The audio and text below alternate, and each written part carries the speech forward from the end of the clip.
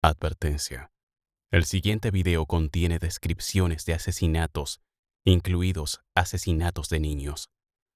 Se dejarán 5 segundos de silencio por si alguien desea retirarse.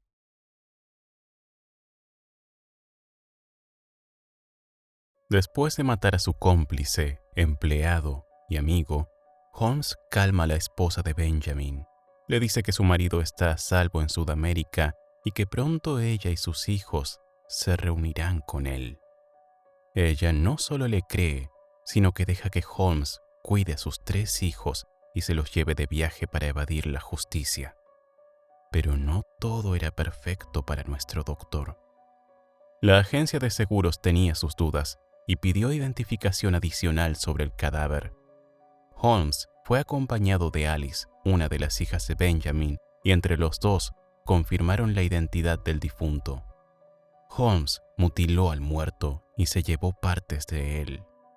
Según él, fue para que no volvieran a cuestionar sus marcas de identificación y, según otros, fue por el placer de mutilar a otro cadáver.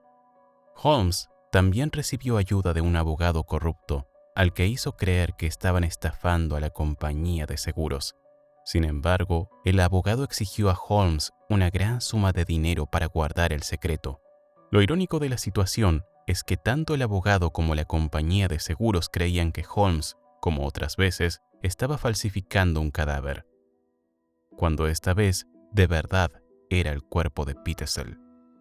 Holmes no quiso dar más dinero al abogado y le advirtió a la viuda de Petersell que ella se negara también a dar más dinero. Puede que la codicia fuera lo que llevó a Holmes a su derrota y captura. Tiempo antes, en 1894, había estado en prisión por un delito menor. Allí se hace amigo de otro infame criminal, Marion Hedgepeth, alias el bandido apuesto, una de las pistolas más veloces del salvaje oeste. Él es un hombre joven, el cual, de conocer en la calle, uno supondría que era un brillante mecánico o un granjero. Él es muy inteligente y tomé un gran interés en hablar con él. Marion y Holmes llegan a un trato. El pistolero conecta a Holmes con un abogado que lo ayuda a salir de la cárcel, y Holmes promete enviarle dinero para ayudarlo a él. Pero el Doctor Muerte no cumple su promesa, y Marion, tiempo después, lleno de rencor, ayuda a identificar y delatar a su antiguo compañero de cárcel. Mientras tanto, el Doctor Muerte, cada vez con menos tiempo, evade la ley huyendo por diversos estados y países, cruzando entre Canadá y Estados Unidos con los hijos de Petersell, que no sabían que estaban viajando con el asesino de su padre. Holmes acordó un encuentro con la viuda Petersell y en el camino fue arrestado el 17 de noviembre de 1894. El equipo encargado dijo que el doctor se comportó con una gran dignidad durante su captura, aunque los niños ya no estaban con él. ¿Dónde estaban los niños? Para este momento, Holmes estaba con su cuarta esposa, Georgiana Joke, quien en teoría no sabía nada de sus crímenes, y pidió ser él quien le contara el motivo de su arresto, aunque solo habló de las estafas y no de los asesinatos. Sobre esta escena tampoco puedo escribir. Nadie estaba presente, salvo el inspector Watts, y nunca olvidaré o dejaré de apreciar sus esfuerzos para hacerlo tan fácil para ella, para ambos, por lo que importa, como fuera posible. Antes de que ella se fuera, le conté que había causado mi arresto y también mi nombre correcto. Solo las esposas amorosas, de corazones sinceros, quienes han sido hechas sufrir de la misma manera, pueden saber lo que ese golpe significó para ella. También podrán entender sus sentimientos que me expresó en una carta meses después, de la cual, por sagrada que sea para mí, cito estas palabras. Una vez nuestros ídolos son destrozados, aunque apreciemos los fragmentos rotos lo mejor que podamos, nunca podrá ser lo mismo. Mientras la ley más investiga en Holmes, más confuso se vuelve todo. Y vuelve a surgir la pregunta: ¿dónde están los hijos de Petersell? Holmes dice que los niños quedaron al cuidado de Minnie Williams y un hombre llamado Edward Hatch, muy parecido a él.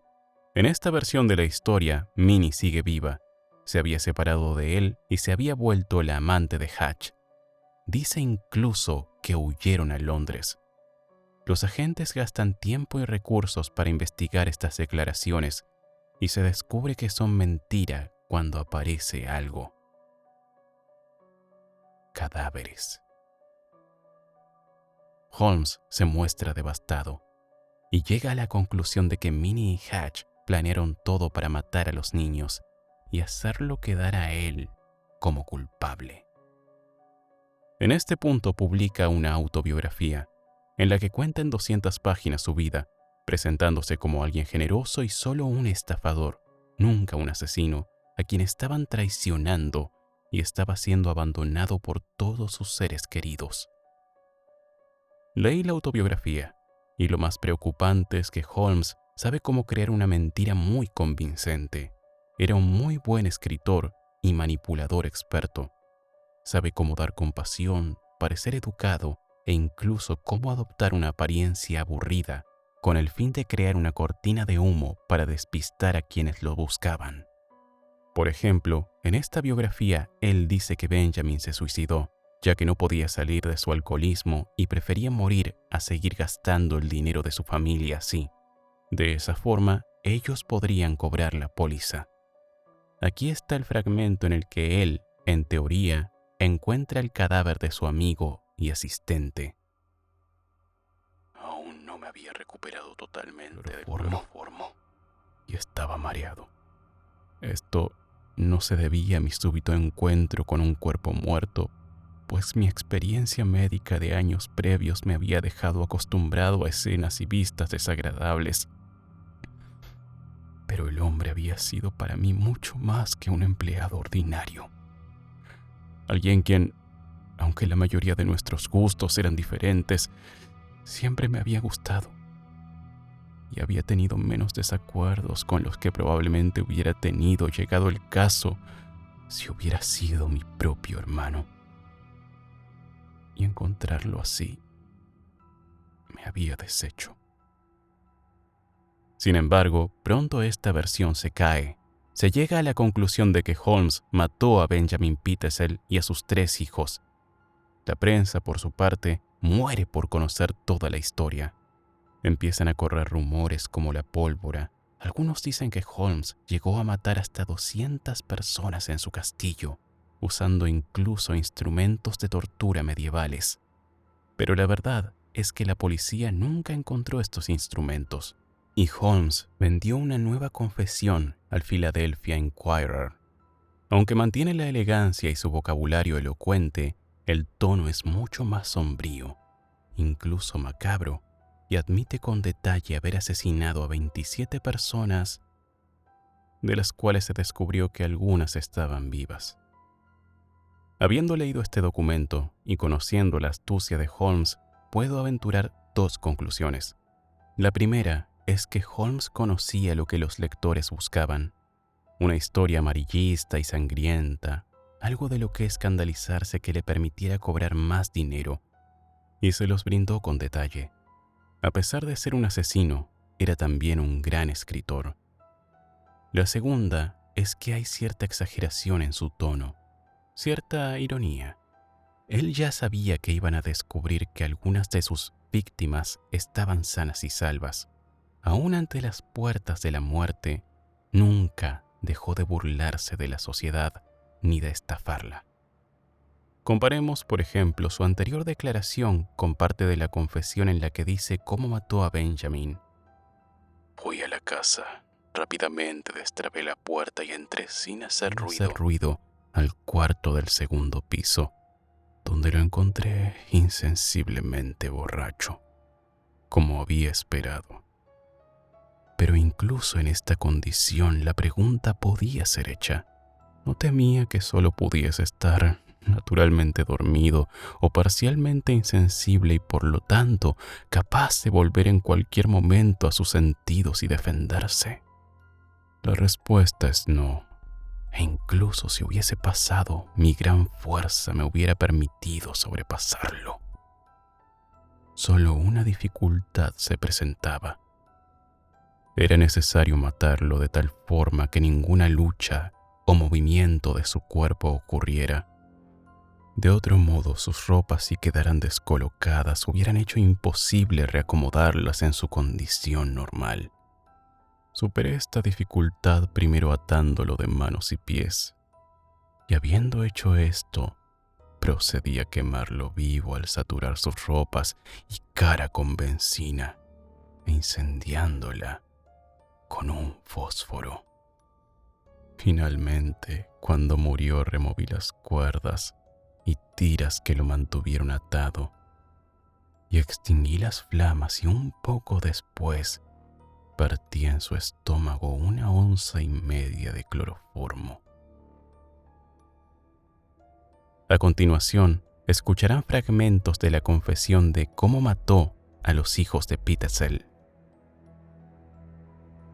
Temprano en la tarde del 10 de octubre ya tenía el baúl del niño y una estufa que había comprado y traído al depósito, y llegaron a la casa de Irvington a las 6 p.m., para cuando Mr. Moorman fue la última persona en ver al niño con vida, ya que casi inmediatamente después lo llamé a la casa e insistí en que fuera a la cama de una vez, primero dándole la dosis fatal de medicina.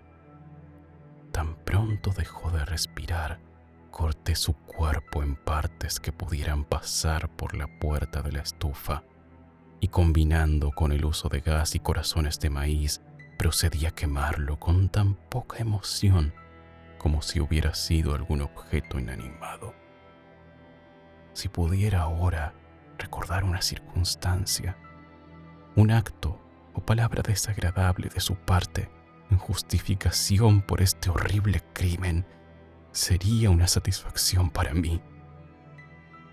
Pero pensar que cometí este y otros crímenes por el placer de asesinar a mis semejantes, para escuchar sus gritos de piedad y ruegos para que se les permitiera incluso tiempo de rezar y prepararse para su muerte, todo esto es ahora demasiado horrible incluso para mí, endurecido criminal que soy, para volver a vivir sin un estremecimiento.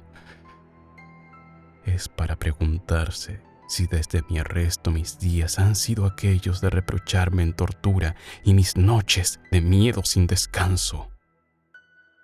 O incluso antes de mi muerte he comenzado a asumir la forma y rasgos del maligno en persona. Ahora, con mucha reluctancia, he llegado a la discusión de los asesinatos 26º y 27º. Las víctimas fueron Alice y Nellie Pitezel, cuyas muertes parecerán a muchos las más tristes de todas, tanto por el terriblemente descorazonado modo en el que fueron realizadas y porque, en una instancia, aquella la de Alice, la mayor de las 3 hijas, su muerte fue el menor de los males sufridos a mis manos. Las llevé inmediatamente a la casa de la calle Vincent y las incentivé a ambas a entrar en el gran baúl, a través de cuya tapa hice una pequeña abertura. Ahí las dejé hasta que pudiera matarlas en mi tiempo libre. A las 5 p.m. pedí prestada una pala de un vecino y al mismo tiempo llamé a la señora Pitezel a su hotel. Entonces volví a mi hotel, cené y a las 7 p.m. volví al hotel de la señora Pitezel y la ayudé a dejar Toronto por Ogdensburg, Nueva York.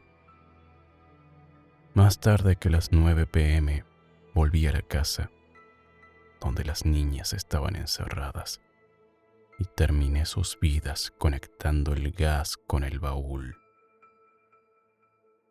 Entonces llegó la apertura del baúl y la visión de sus pequeñas caras distorsionadas y ennegrecidas, el cavar de las tumbas poco profundas en el sótano de la casa, el arranque despiadado de su ropa y el entierro sin una partícula de cobertura salvo la tierra fría que arrojé sobre ella con goce demoníaco.